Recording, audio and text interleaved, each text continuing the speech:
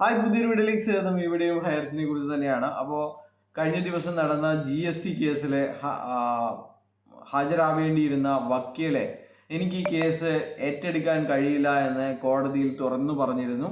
അതുകൊണ്ട് തന്നെ ഇനി പുതിയൊരു വക്കീലിനെ കണ്ടെത്തണം എന്ന രീതിയിലുള്ള നോട്ടീസ് കക്ഷികൾക്ക് പ്രതാപനും കൂടി അയക്കാൻ വേണ്ടിയിട്ടുള്ള തീരുമാനമാണ് കോടതിയിൽ നിന്നുണ്ടായിരിക്കുന്നത്.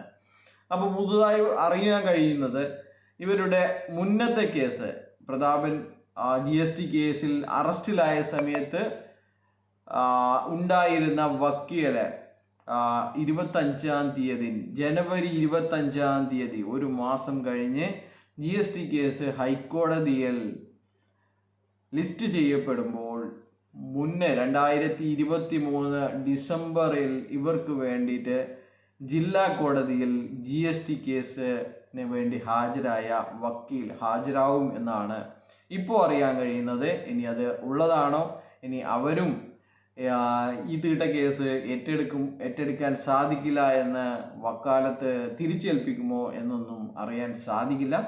എന്തായാലും ഇതാണ് ഇന്ന് മനസ്സിലാക്കാൻ കഴിയുന്നത്. ബൈ.